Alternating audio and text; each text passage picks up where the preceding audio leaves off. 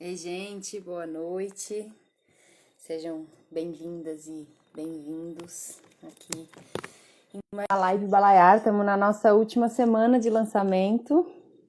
E o Bati já tá por aqui, já entrou. Eu vou dar aqueles minutinhos que eu dou no começo para as pessoas irem entrando. E aí logo chamo a Ilbati para entrar aqui com a gente.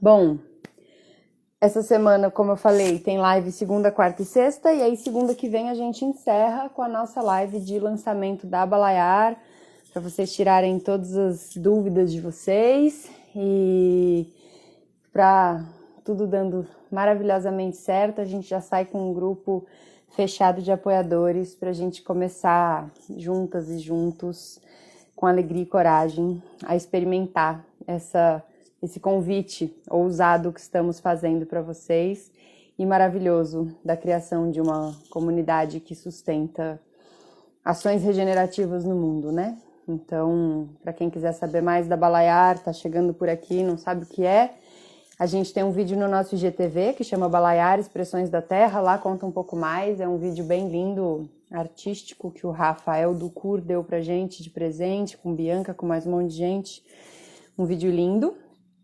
E segunda-feira, às 7 horas, a gente vai contar mais e tirar dúvidas e explicar de onde vem tudo isso. Mas resumindo, para quem está aqui acabando de chegar, a gente produz alimentos em sistema agroflorestal, a gente distribui cestas, né? Distribui a abundância desses sistemas regenerativos. E a proposta é que a gente tenha uma comunidade de sustentação dessas ações regenerativas, na qual cada pessoa ou cada família, enfim, contribui com o que pode e recebe em casa de alimento o que necessita. Então é a gente tentar virar aí essa lógica toda que hoje em dia rege os nossos caminhos, de que quem paga mais tem mais, quem paga menos tem menos. E além disso, a gente organiza eventos, cursos, vivências. E essa semana de lives de lançamento, a gente pegou temas satélites, a Balaiar, as reflexões que a gente tem, temas que a gente acha importantes. Então, todas as lives gravadas. Teve uma das lives que deu questões na internet, ela está em 2 partes, mas isso está sinalizado. Então, se vocês quiserem assistir, foram lives bem interessantes. E hoje vamos para mais uma. Com muita alegria. Vou convidar aqui a Ilbati para entrar aqui com a gente, que tem muito papo bom pra gente ter hoje. Vamos lá.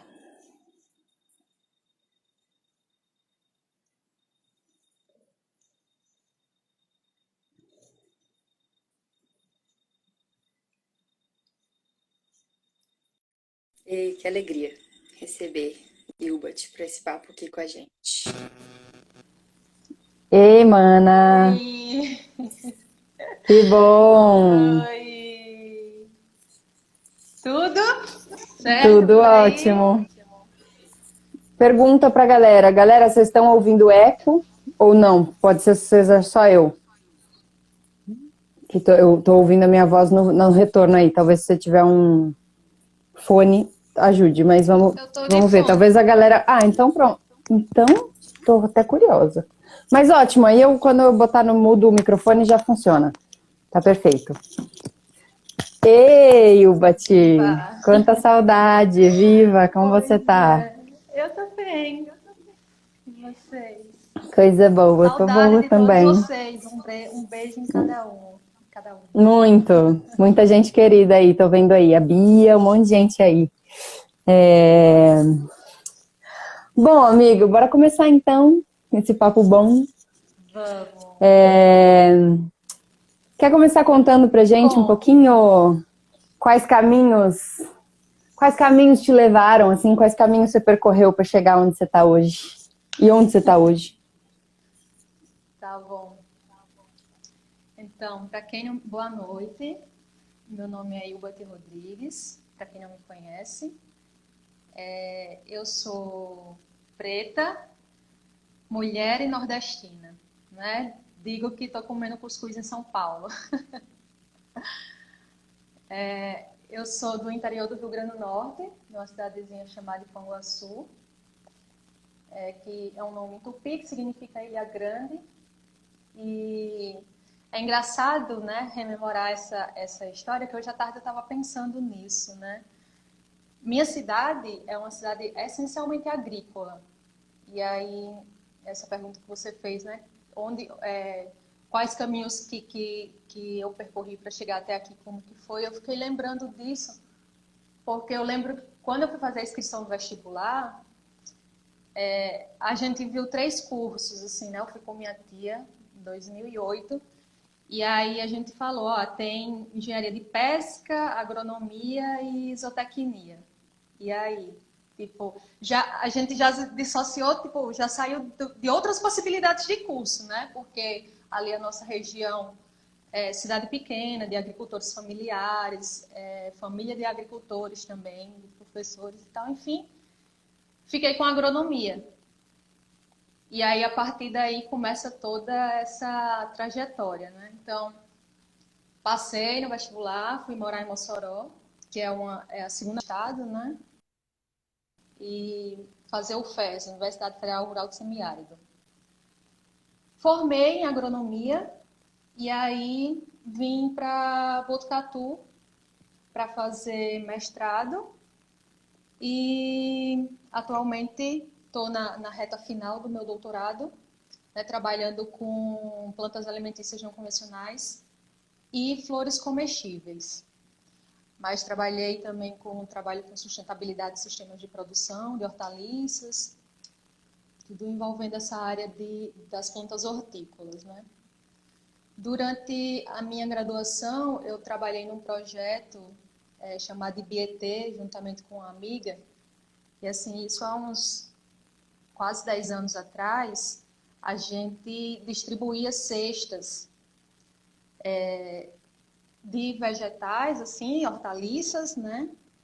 Mas alguns produtos, leite, queijo, doce, tudo oriundo de agricultura familiar, né, e de produtores orgânicos. Então, assim, naquela época, isso era, pelo menos para a região, né, para Mossoró, isso foi, assim, uma coisa muito inovadora, que as pessoas não tinham conhecimento, e que a gente começou a despertar essa vontade nas pessoas, né, de se alimentar desse jeito, e de fazer tipo uma reeducação alimentar mesmo, levando esse tipo de alimento para elas, mas também conversando como que prepara determinado alimento, como que come determinado alimento, para que aquele alimento serve e tudo mais. Foi uma experiência muito legal, muito bacana. E aí quando eu cheguei aqui em Botucatu, e aqui pelo menos, né, é uma coisa que tem bastante na região, questão de cestas, né, já acontece bem. E aí eu pensei como que eu poderia fazer o IBET viver de alguma maneira aqui, né? E como eu já estava trabalhando com as plantas e as flores, veio um insight de poder aliar, fazer alimentação, né? E aliar flores, punks, frutos nativos, aliados com ingredientes do dia a dia. Então, a partir daí, a gente começou a fazer pães, tipo pães de ora pronobis, de beterraba, abóbora, pão de queijo azul de genipapo, biscoitinho de jatobá com geleia de flor de camélia. E foi pirando nessa parada das punks, sabe? De realmente entender a nossa biodiversidade, entender os alimentos que estão ali à nossa disposição, reconhecê-los, né? E colocá-los na mesa. E ofertar isso também para as pessoas. Mostrar que é possível, que pode ser muito gostoso, sabe? Porque de repente a galera olha e diz, ai, não vou comer isso, né? Mas aí você coloca lá, a pessoa experimenta e diz, nossa, que legal, né? Nossa, muito bom, dá para fazer. Então, é uma porta que se abre, assim, a partir do momento que você enxerga. E aí eu também sou educadora popular, né? E alquimista um tanto nas horas vagas. E é isso. Maravilhosa. Inclusive, gente, sigam a página da Ibieté e olhem as delícias. Que esse acho que é só pelos olhos você já começa a salivar, em seguida você percebe que, uau, essas coisas são incríveis e deliciosas. Maravilhoso, obrigada pela partilha. Pensei da gente, acho que, não sei se todo mundo tem intimidade aqui com o tema, né? Então, talvez introduzir um pouco, assim, contar pra gente o que afinal são as punk.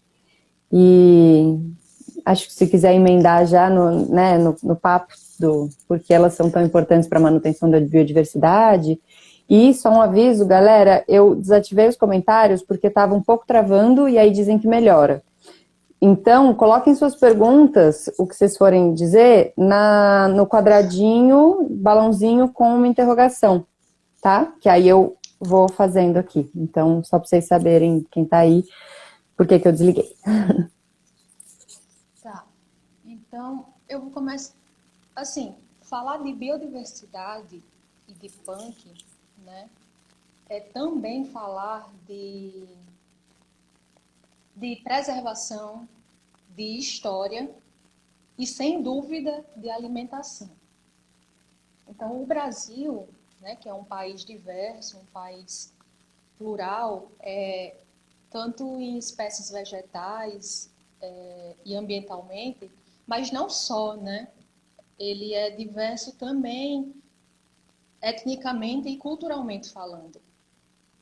Então, ele é um país de tamanho continental, isso todo mundo sabe, tem um pouco mais de 8 milhões de quilômetros quadrados, ou seja, é gigantesco, né? Em questão territorial, pega quase metade de toda a América do Sul, e por causa desse tamanho, dessa imensidão, ele tem diferentes zonas climáticas, o que traz grandes variações ecológicas e forma os nossos diferentes biomas, né? O Cerrado, a Caatinga, a Mata Atlântica, o Pantanal, que é a maior planície inundável do mundo, assim como a Floresta Amazônica, que é a maior floresta tropical úmida do planeta. E aí, o Brasil, ele detém 20% de toda a biodiversidade do planeta. Ou seja, é muita coisa. Mais ou menos aí em torno de 40 mil espécies espalhadas por todo o território nacional e nos diferentes biomas. E a FAO, ela prega e ela diz que a gente precisa proteger a biodiversidade da América do Sul e principalmente a biodiversidade do Brasil, né? Por ser o principal país, a principal nação dentre os 17 países mais megadiversos do mundo. Sendo que a gente talvez não esteja fazendo muito bem isso, né? Ao contrário da proteção, a gente vem fazendo o contrário. Mas será que tem alguém que protege a nossa biodiversidade? Né? Quem são essas pessoas? Quem são esses atores? Quem são esses protagonistas? Né? E são os nossos povos originários. Nós temos mais de 200 povos indígenas, né? São os nossos povos tradicionais, são os quilombolas, são os ribeirinhos, são os extrativistas, os seringueiros, né? São essas pessoas que protegem e defendem a nossa biodiversidade. Elas protegem, sim, mas elas também usam, é lógico. Só que elas usam com respeito, com consciência, né, com equilíbrio e com responsabilidade. E mantém a floresta em pé, né, porque para eles importa a floresta viva. Então, eles possuem conhecimentos tradicionais, assim, e de preservação inestimáveis, que impedem, né, que destrua a floresta. Porque, além daquilo ser a nossa vida, a vida do planeta, mas também é o sustento deles. também é o sustento daquelas comunidades, traz renda para aquelas famílias, né? E aí, a biodiversidade, a gente pode perceber a partir disso, que ela está diretamente relacionada, né, com a segurança alimentar, a nossa e a desses povos. Então, assim, os setores agrícolas, eles também são responsáveis por isso, né? Eles também dependem da nossa biodiversidade, seja produção agrícola, seja pesca, seja aquicultura, silvicultura. Todos os setores de produção, eles dependem da biodiversidade. Porém, eles também causam a perda da biodiversidade. E aí é que está, né? Mas quais setores? Principalmente as monoculturas, né? Cultivo de cana, cultivo de soja, que destroem o ecossistema, que destroem a biodiversidade e que essa perda causa um grande dano e sérios problemas à nossa segurança alimentar e à segurança alimentar dessas famílias. Então, quais seriam as alternativas, né, para a gente dialogar com o ecossistema? Viver em harmonia ali e preservar de fato. Fazer agriculturas como a da Balaiar, por exemplo, né? Fazer agroflorestas, fazer agricultura orgânica ou biodinâmica ou natural ou ecológica, não sei, aí fica a critério. Mas fazer uma agricultura que dialogue com esses ecossistemas, né? Que faça um redesenho de paisagem, que tenha um agroecossistema que se assemelhe bastante, né?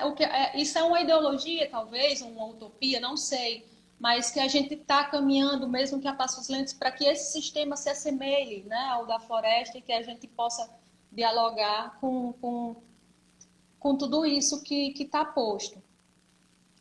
E aí, as punks, lógico que elas estão dentro desse sistema, né?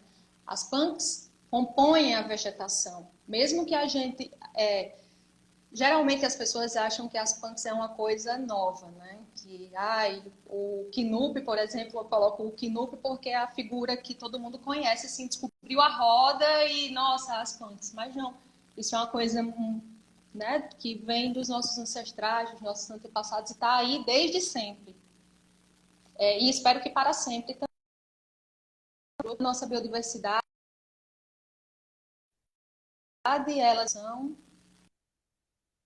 elas estão nas praças, bosques, nos quintais, nas plantações, elas estão ao nosso redor.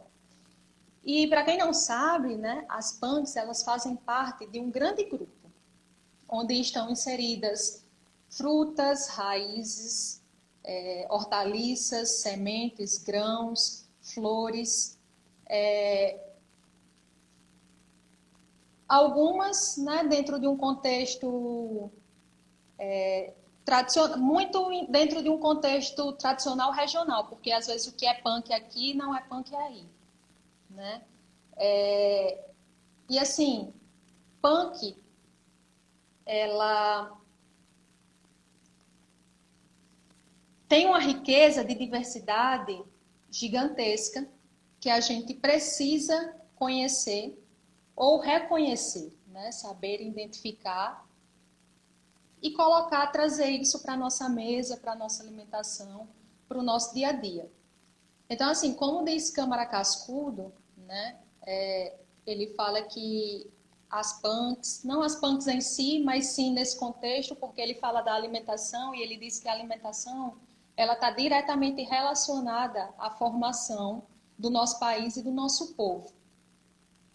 E essas plantas, elas estão inseridas na nossa alimentação de uma forma ou de outra, porque se é em um contexto regional ou tradicional, né, como por exemplo, o jambu no norte, que não é considerada punk, né, e que é consumida desde sempre, assim como a taioba no Espírito Santo ou no Rio de Janeiro, que não é considerada punk, mas aqui é, e aí vai de acordo com de região para região.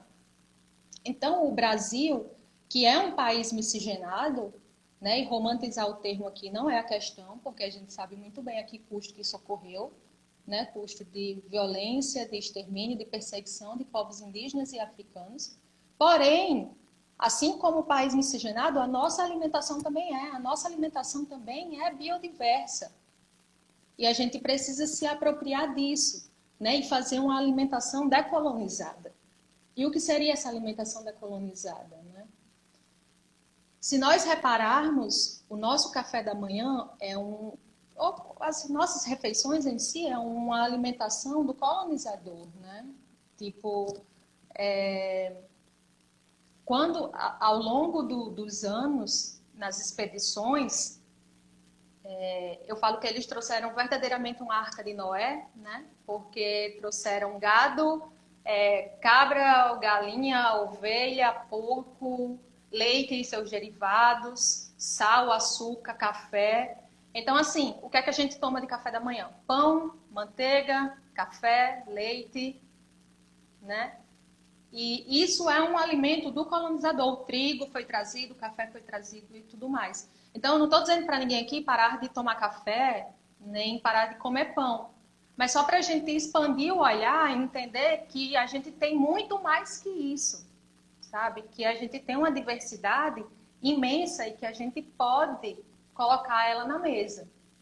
Então, assim, o Brasil, que é um país rico e biodiverso, né, existem pessoas que moram em desertos, com poucos recursos, com poucas ofertas de alimento.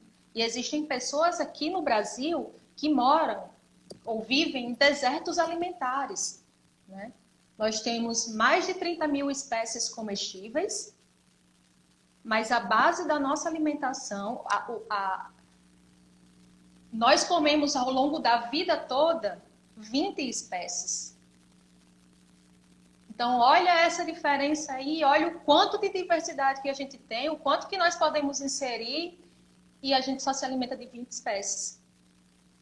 A fonte calórica nossa vem de apenas 3 culturas, que é o milho, o trigo e o arroz. Então, assim, inclusive, né, alguns pesquisadores aí, assim, uma das grandes questões é como alimentar pessoas, né, 10 bilhões de pessoas em 2050. Porque, né, diante do cenário de mudanças climáticas e aumento de temperatura e tudo mais, eles afirmam que a temperatura pode aumentar em até 4 graus em determinadas regiões, e isso é uma coisa muito grave, porque, por exemplo, lá no Nordeste ou em algumas regiões aqui no Brasil que chega a fazer 40 graus, se aumenta realmente 4 graus, né, você tem uma situação assim insuportável, e para as plantas não é diferente. Então, e geralmente essas plantas que vêm com pacote tecnológico, né, e que requer alguns cuidados, elas não sobreviveriam nesse fator temperatura e clima, assim. E aí eles colocam que essas 3 plantas, que é a base da nossa de ingestão diária de caloria nossa, elas podem sofrer uma queda de produtividade entre 30% e 40%. Ou seja, talvez nós entrássemos em um colapso alimentar. E qual seria a saída? Seriam as punks. Porque são plantas rústicas, são plantas que sobrevivem em ambientes hostis, resistem às secas ou às inundações, dependendo de espécies, né? São plantas que se adaptam bem e que estão aí, disponíveis, né? Só basta a gente buscar um pouco mais de informação, reconhecer essas plantas e trazer. Então, assim, eu acho que a gente já pode ir começando, né? Não é esperar esse dia chegar, já pode ir começando a inserir um pouco delas no nosso dia a dia, para não esperar que aconteça um colapso alimentar e aí não sei qual planta posso consumir, né? E aí, outra Outra pergunta que as pessoas têm feito bastante, né, é como ter uma alimentação balanceada no Brasil, com preços de carne tão elevados, né? E é possível? Lógico que é possível. E as PANs estão aí para isso, né? Como, por exemplo, a Ora Pronobis. Então, assim, a Ora Pronobis tem a mesma quantidade ou mais de proteína que um bife de boi. Tudo bem, ela não é punk lá em Minas Gerais, né? Ela é considerada uma planta tradicional. Inclusive, tem uma cidade lá chamada Sabará, que faz um festival de Ora Pronobis, com tudo de Ora Pronobis, desde sorvete de Ora Pronobis, assim. Mas em outros lugares ela é uma punk, né? Considerada uma punk. E só que ela já está aí disponível, em alguns lugares você já encontra nas feiras. É uma das punks mais famosinhas, né? E que muita gente já está tendo acesso e está reconhecendo essa planta. Então, você pode inserir ela na sua alimentação. É indicada assim para grávidas ou para mulheres em amamentação, para as dietas vegetarianas, justamente pelo seu potencial, por ser muito rica em proteína, né? Além de muitos outros nutrientes, de vitaminas que estão presentes nessa planta. O Brasil também já tem uma coisa legal, é que o Brasil lançou, acho que uns 3 anos atrás, não sei ao certo, uma lista de espécies nativas da sociobiodiversidade com valor alimentício, assim, com valor nutricional. E essa lista ela vai de A a Z, né? E divididas por espécies e por regiões e estados. Então, assim, vai ter lá, sei lá, jatobá, jenipapo, araçá, abil, todas as espécies nativas da nossa sociobiodiversidade, com potencial alimentício, com valores nutricionais e divididas por regiões e estados. Então, será que tem genipapo no meu estado? Aí você vai lá e vê, tem em São Paulo. Ok. E aí essa lista, né, é uma lista que foi feita para o Programa Nacional de Alimentação Escolar.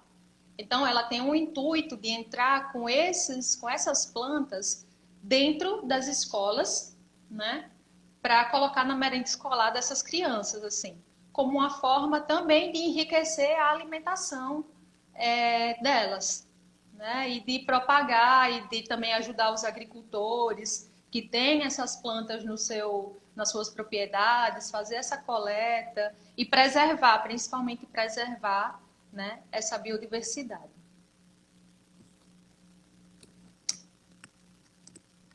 Continuo? Fica à vontade, eu posso. Eu tô cheia de perguntas. E galera, quem chegou depois, perguntinhas no balãozinho. Você.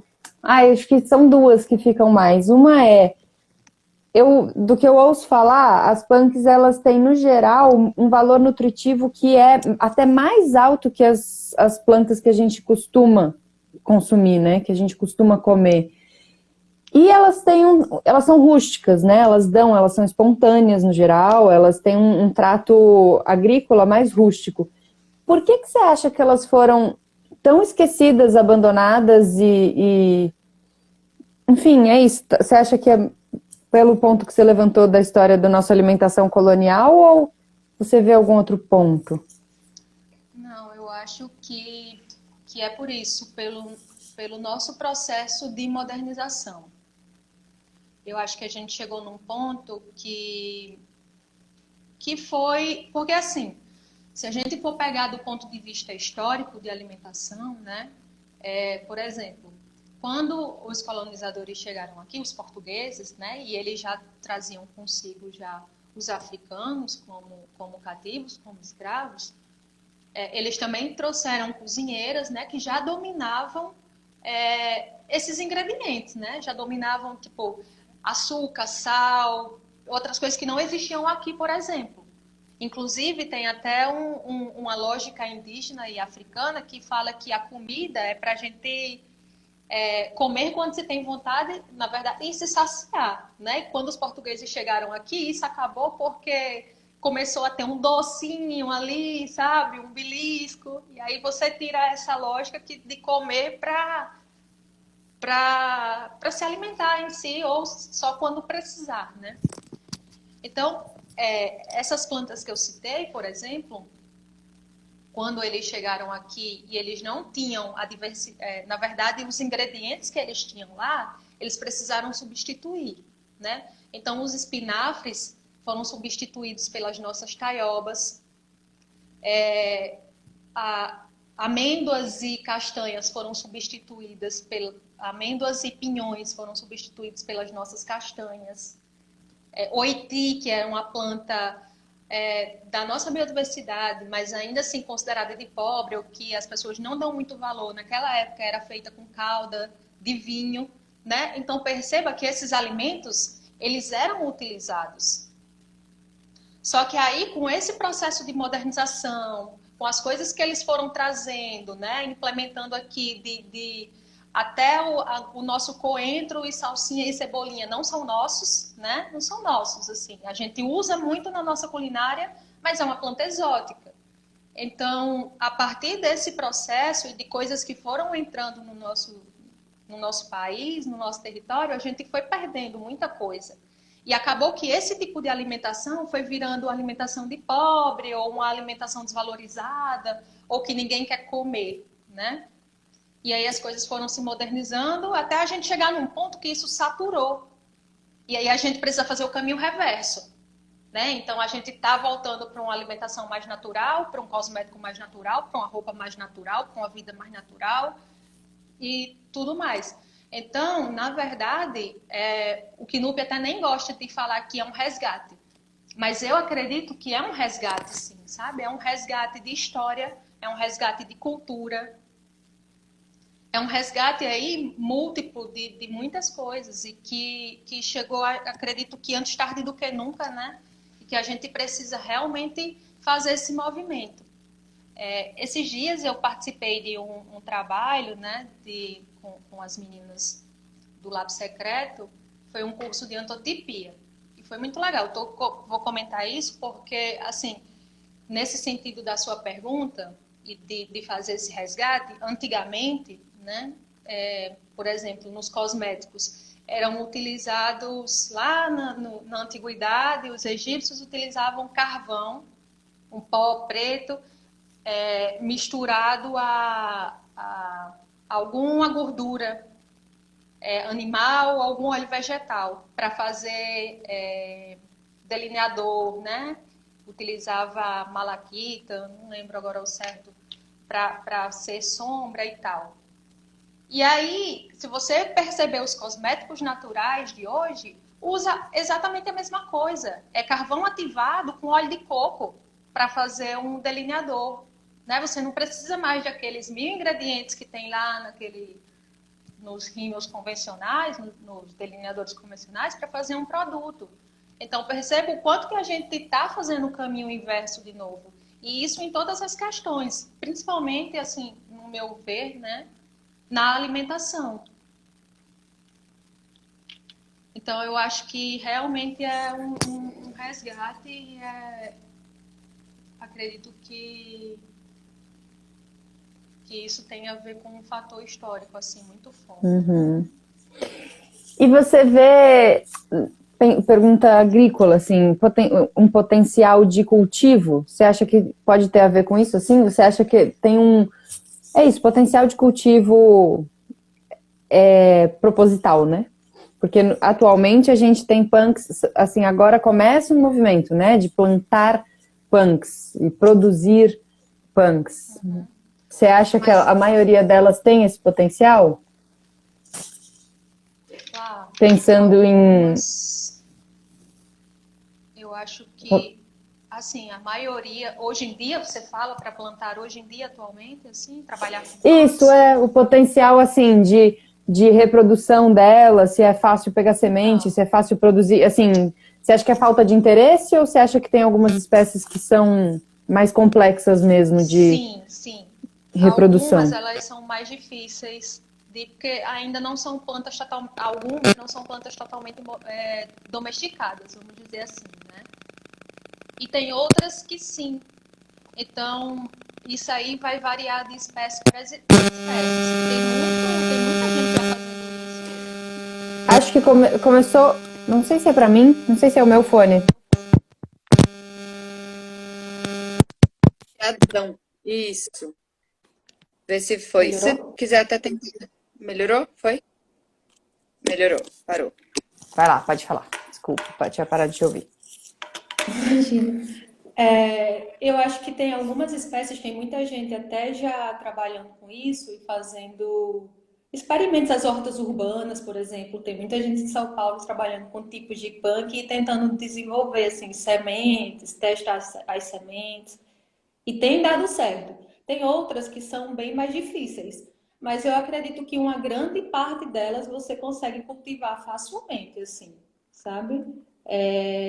Com tratos culturais normais de qualquer outra planta hortícola convencional, vamos dizer assim. E que produz maravilhosamente bem e com as condições que você tem. Algumas são mais chatas, mas isso depende de clima também, de temperatura, né? Mas a maioria delas vai fácil. E o que você, assim, quais caminhos você diria, por onde a gente começa a incluir punks no nosso dia a dia? Que dicas você daria? Eu diria que primeiramente tem que buscar informação, né? Porque existe uma segurança alimentar e existe um alimento seguro, né? E muitas das plantas, elas têm algumas características que podem causar algum dano ou algum revés aí para o seu organismo. Então, procurar informação, ter uma informação correta daquilo, reconhecer a planta, saber identificar, é essencial para que não aconteça nada desagradável. Né? Por exemplo, as taiobas, que tem oxalato de cálcio, que é tipo um cristalzinho que se você come sem branquear ou ela passar por uma fervura ou refogar, coisa do tipo, ela vai atacar a sua garganta, fechar a glota e pode acontecer aí coisas piores. E aí cada planta vai ter a sua particularidade e você precisa conhecer, né?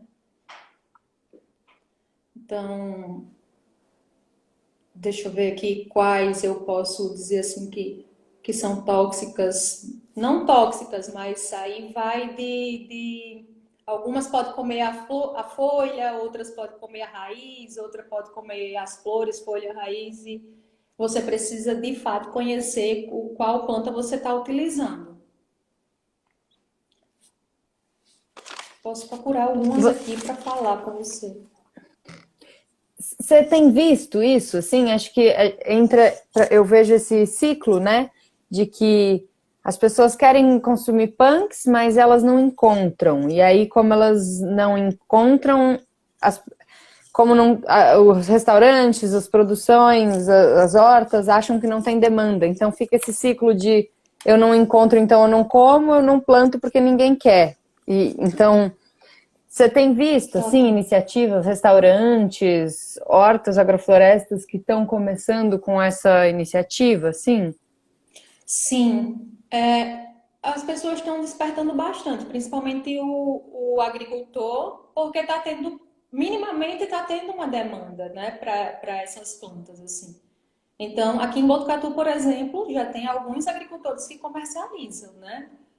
Algumas hortas comunitárias, assim, das que a prefeitura disponibilizou os espaços para serem plantados, eles já cultivam algumas plantas, flores comestíveis, também já está se iniciando, né? E alguns agricultores estão trabalhando com as plantas mesmo aqui em Botucatu e levando para a feira, né? E comercializando. E a gente já mapeou, acho que mais de 10 espécies, se eu não estiver enganado, de punks que são comercializadas aqui em Botucatu. Então, assim, há uma demanda para isso, né? Que mais que eu posso falar? Você vê na culinária, é porque você falou da Ibieté, Não, Ibieté? Ibietê, IBT. Não, eu ia comentar mais uma coisa, mas acabei fala. me perdendo aqui no pensamento do que era, da pergunta. Você acha que pensar em, assim, a gastronomia me parece um caminho também muito potente, porque eu acho que as pessoas, por esse desconhecimento, é Ah, Flá, sempre só uma uma questão, coisa. né? Pode falar. Não, a parte, na questão dos agricultores, né? A parte não convencional das plantas convencionais, né? Também é uma coisa muito interessante, porque o agricultor, eu não sei se vocês fazem aí na Malabar, na Balaiar, né? De levar a cenoura com as folhas da cenoura ou do rabanete, né? E incentivar para que essas pessoas utilizem essas partes do alimento, né? Com o intuito, o Brasil é um dos países que mais desperdiça alimento, um dos no mundo, assim, e isso é um paradoxo, né? Porque enquanto é um dos países que tem muita gente passando fome, né? Inclusive voltou agora para o mapa da fome novamente, também é um dos países que mais desperdiça alimento no mundo, assim. Então, você ter o uso integral do alimento, né? Que a gente tem a mania de achar que não come, ou que é folha, ou que é isso e aquilo. É importante levar essa informação para as pessoas e saber que determinada hortaliça você pode consumir, né? A raiz, e as folhas, ou as flores, o fruto, que tudo dela é comestível. Que, por exemplo, a capuchinha, para mim, é um exemplo disso, assim, é uma das plantas que eu gosto muito, porque você come a folha, a flor, a semente, né? Ela é muito múltipla, é uma planta com potencial nutracêutico pelas suas características terapêuticas, né? E nutricionais, assim. A semente verde se assemelha com alcaparra, a semente seca se assemelha com pimenta do reino, tem um sabor parecido com agrião. Então, já existe hoje em dia até shampoo de capuchinha, sabe? Porque é bom para caspa, esse tipo de coisa. Então, o potencial de plural, assim, múltiplo dessas plantas é muito grande, falando de terapêutico e de nutricional, né? E você falou sobre a questão gastronômica. Muitos, não sei se muitos, né? Mas alguns já estão utilizando bastante as flores. Assim, infelizmente ainda é uma coisa meio gourmetizada, né? No Brasil, assim. Os restaurantes que estão usando são os restaurantes mais gourmets e que se atinou para isso e vamos as confeitarias, né? Usar as flores comestíveis, por exemplo. Mas a gente acredita eu acredito que isso pode mudar, sabe? Através de informação. Então, acho que a informação é a chave de tudo, porque é uma coisa que está aí para todo mundo. E, por exemplo, como a Balaiar, né? Que a grande missão de vocês é alimentar, e nesse processo novo de justiça e de igualdade que vocês estão propondo, né? Que pague quanto puder e pegue quanto quiser. Isso é sensacional demais, assim, proporcionar alimento para quem realmente precisa ou para as pessoas que têm uma certa consciência e que entendem que pode pagar por aquilo, né, e proporcionar isso para outras pessoas. E a diversidade que vai na cesta de vocês e de alimentação, não só do alimento em si, mas do que você, né, se alimenta alimentando tudo isso, né? Então, é realmente uma coisa assim impressionante. Você falou uma coisa que eu parei pouco para pensar, né? Que a gente foca, eu pelo menos, não sei se eu tô monotemática com alimentação, né? Porque é o nosso foco aqui, mas realmente, né? Tem muitas outras possibilidades. A indústria dos cosméticos e tal poderia ser um caminho, né? até os beneficiados, assim, pensar, aí já é alimentação, mas sorvetes e coisas assim seriam um incentivo, né? Seria mas, enfim, eu imagino que seja uma questão que quando você trouxe a história da cozinheira que sabia usar os ingredientes que vieram, me vem uma reflexão que muitas situações me trazem, que é o quanto a gente acha que as coisas são grandes decisões ou grandes acontecimentos e elas são cotidianas, né? É a cozinheira que veio e sabia usar aqueles ingredientes e por isso toda a culinária de um país, ela é de um jeito ou de outro, né? Então, por isso a gente não tem maquinário para colher a Maria Pretinha. Por isso a gente não tem costume de cultivar o caruru. Então, é uma coisa que vai se acumulando, né? Mas ela é no dia a dia, assim. Então, eu imagino que... E eu imagino que a indústria tem essa dificuldade, porque é isso, assim, acho que não tem, hoje em dia, incentivos ou facilidades para um grande cultivo de Maria Pretinha, ou de peixinho que seja, ou de capuchinha, né? Não tem... Não é tão óbvio, né? A gente tem que fazer esse exercício e acho que pode ficar esse apelo um pouco, assim, tanto para quem faz os cosméticos, essas coisas, quanto pra gente que come, né? Começar a se desafiar a comer o talo da cenoura, a comer a folha da beterraba, a comer a folha da batata doce, a comer a taioba, né? A tentar essas outras coisas para ver se a gente, no cotidiano, também muda, né? Total. No laboratório, uma das frentes de pesquisas nossas também corantes, prospecção de corantes naturais, né?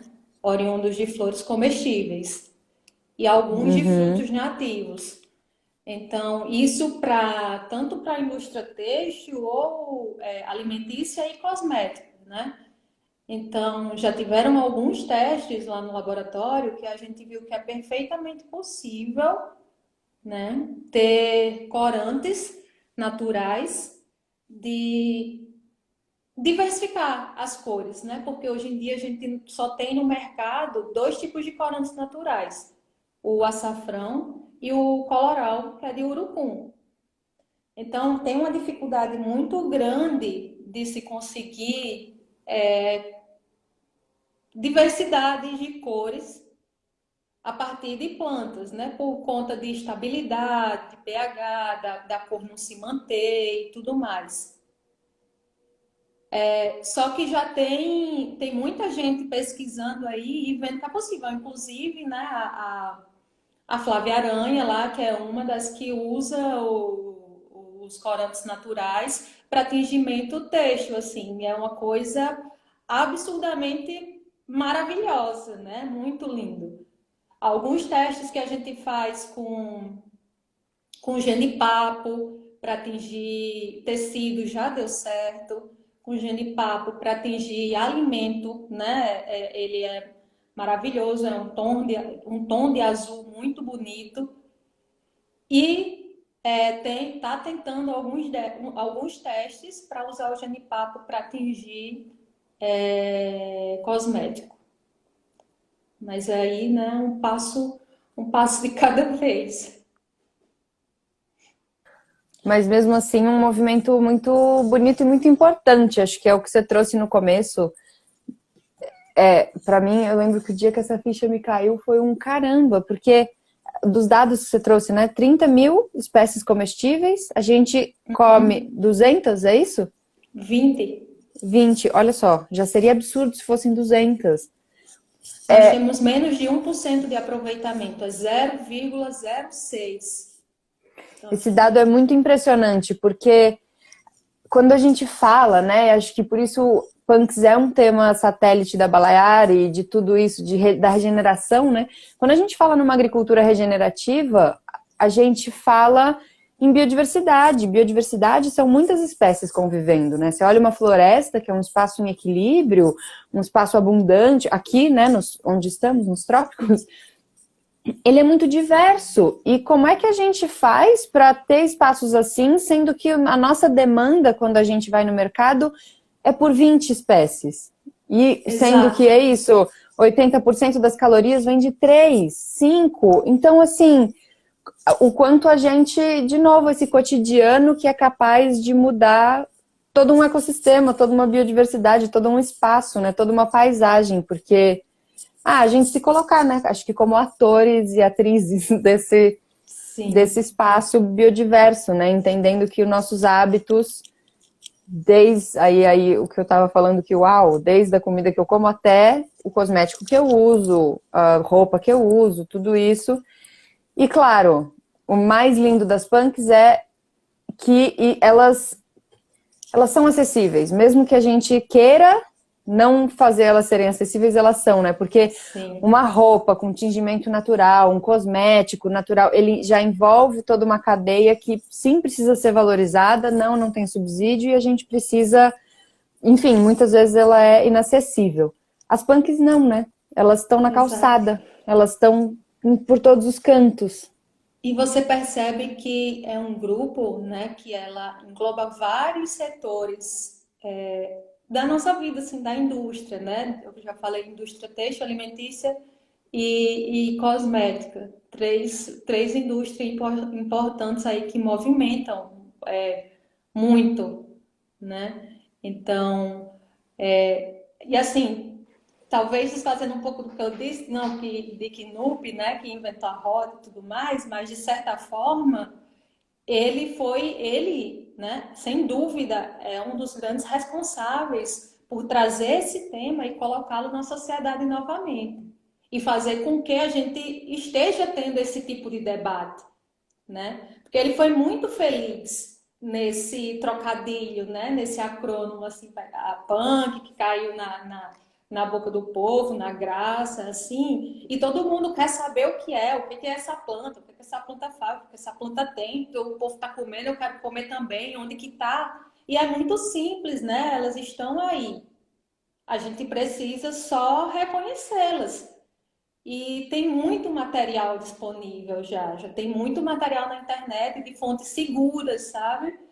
De importantes que lhe dão uma certa segurança para você utilizar essas plantas. Então procura você pode procurar por punk, mas também pode procurar por plantas tradicionais, né? É importante também ressaltar que essas plantas já eram estudadas há um tempo atrás, né? Pelo menos um nicho dela, pela Embrapa, como hortaliças tradicionais. Então, se não achar muita coisa como punk, procura hortaliças tradicionais que vocês vão achar.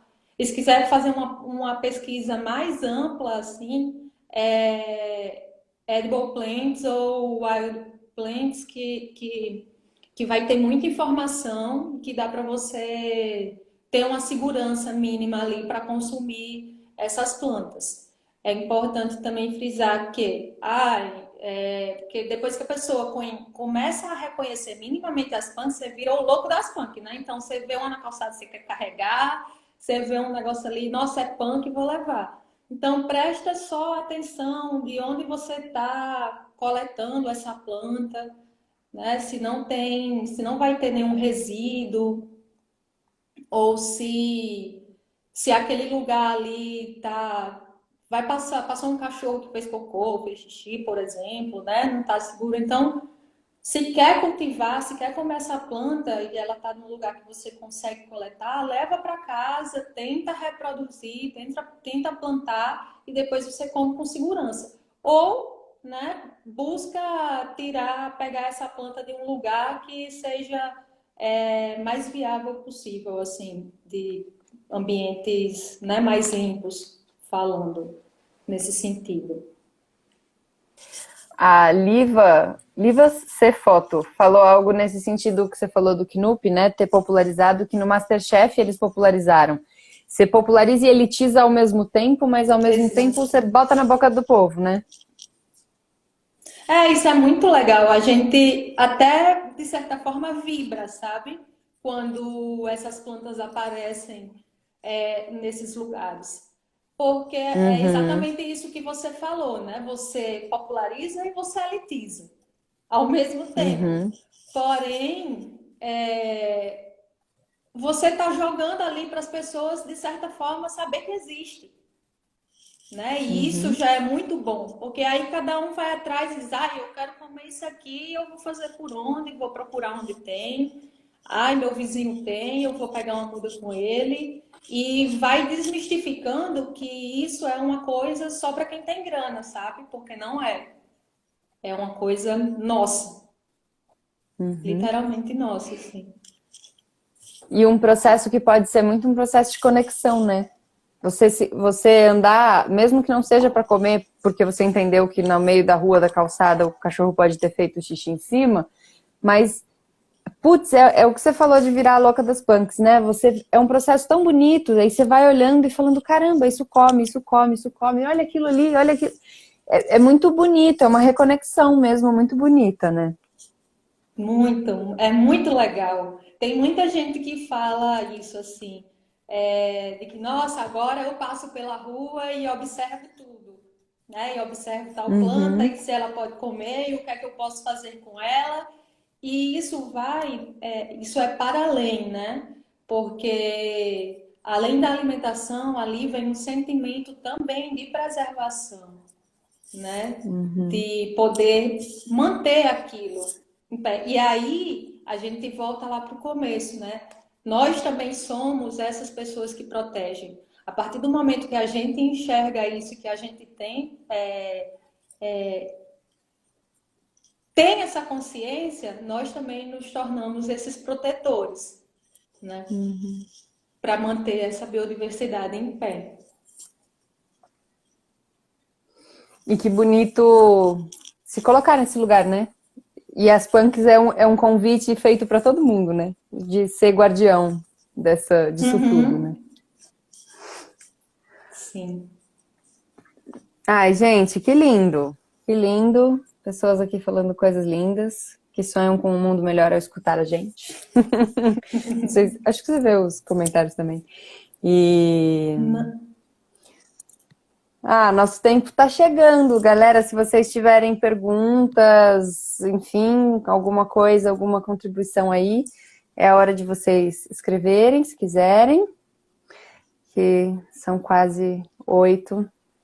Apesar de agora o Instagram ser generoso com a gente, ele liberou 4 horas. Antes, em 1 hora de live, ele desligava, né? Ele Uau! parava.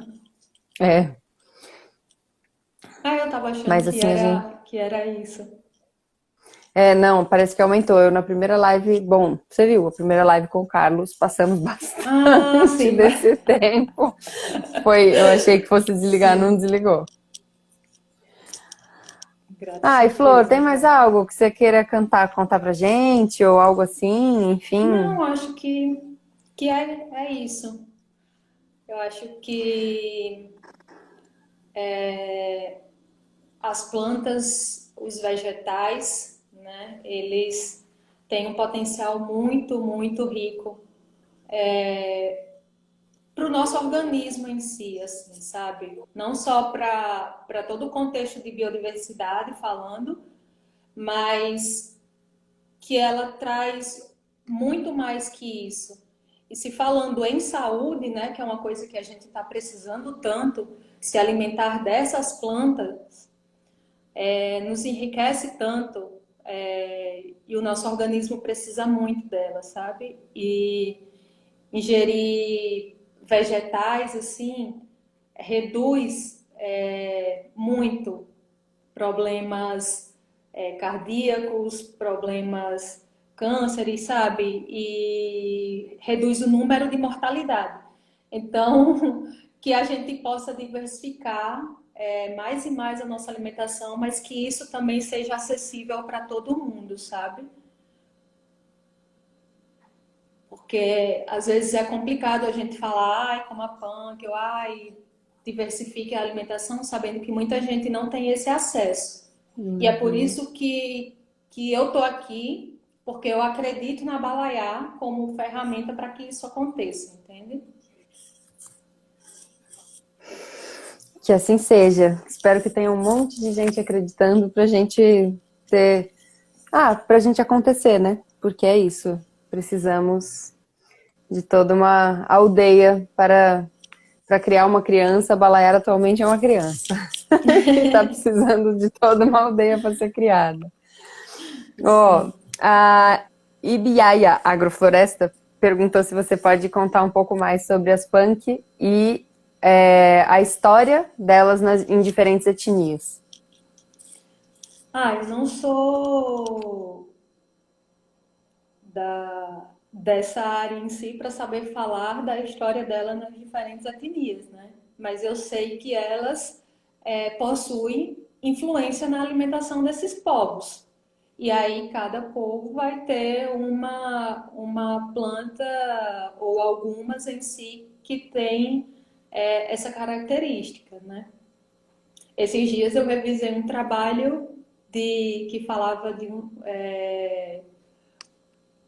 uns povos indígenas do Oiapoque e do roçado que eles faziam, né? Os Gali Calinã, o nome do povo. Mas praticamente é questão de raízes, assim, mandiocas, sabe? Eu posso indicar uma pessoa que vai poder lhe contar muito sobre algumas etnias, que é o Tomás, que é um amigo querido, assim, e que trabalhou com os povos indígenas, né? Com os tipos de alimentação deles e as diferentes plantas que eles se alimentam. Então, ele tem uma lista aí imensa. Eu não saberia quais são essas etnias e todas as etnias, né? Dentro dessa história aí, eu sei um pouco do contexto de alimentação geral, assim, de povos que envolvem, né, os povos indígenas, os africanos e os europeus, e que culmina nisso tudo que a gente vive hoje, né? Acho que até porque, não sei, você não deve encontrar isso quando você procura punk, porque se a coisa é típica daquele povo, ela não é punk, né? Ela, para aquele povo, não, exato. Ela é comum, ela é alimentação, né? Uma coisa que eu tenho lido e estudado muito, que é uma das nossas principais referências, é o Câmara Cascudo, né? E ele traz isso não como punk, né? Traz isso como as plantas tradicionais de cada povo, mas nesse contexto geral da alimentação dos povos que influenciaram a nossa alimentação, né? Então, eu acho que é a obra mais rica que a gente tem no Brasil, essa obra de Câmara Cascudo. E tem alguns outros livros que tem história, comida como cultura, tem umas coisinhas assim, mas o que a gente tem de mais precioso é a história da alimentação do Câmara Cascudo. Que aí pode trazer um pouco mais do que você quer. Maravilhoso, amiga. Acho que foi lindo, acho que eu adorei, a galera adorou. Um tema muito rico, acho que isso é só uma introdução. Pessoas interessadas, né? Acho que Câmara Cascudo, Knup, a Ilba te citou aí vários nomes para dar uma olhada. Inclusive você mesma tem umas coisas, não sei se estão no seu Instagram, mas de outras lives, de coisas assim, dos seus trabalhos, que eu imagino que deva dar para encontrar também, né, na internet. Sim. Tem algumas coisas no meu Instagram, dá uma buscada. E qualquer coisa procura na internet, ou põe meu nome lá, vai aparecer um tanto de coisa. Flá, muito bom falar com você. Eu ia dizer o mesmo. Você tá muito linda. A Balaiá Muito obrigada, vai ser, com querida. certeza, já muito potente tudo que vocês estão fazendo, viu? Agradeço demais pelo convite. Eu que agradeço. Firme. Sigamos. Na caminhada. Vamos assim, ninguém solta a mão de ninguém, a gente virando rede, cabe mais, sustenta mais coisa, né? Então, muito obrigada mesmo. Foi lindo, é lindo, tô morrendo de saudade. E vamos, se conectar. Sim. Se conectar com essa natureza aí, que assim a gente cuida melhor dela e tem menos pandemia, a gente pode se ver mais e se abraçar mais. Ah, Então, bora, galera. ai, Um beijo grande, então tá viu? bom. Um beijo. Boa noite. Obrigada, Boa noite, galera, pessoal. também, Gente, quem muito esteve aqui com a obrigada para quem gente. ficou. Desculpa falar em cima. Mas queria agradecer a todo mundo que ficou, que assistiu, que participou dessa partilha, né? É uma satisfação, uma alegria imensa poder fazer parte dessa série de lives da Balaiar e desse trabalho que está sendo desenvolvido. Tá bom? Obrigada, Alegria pessoal. nossa te receber. E ó, a live vai ficar gravada, então se quiserem indicar para alguém e tal, ela vai estar no nosso IGTV. Podem, como todas. Boa noite, gente. Beijos. Beijos.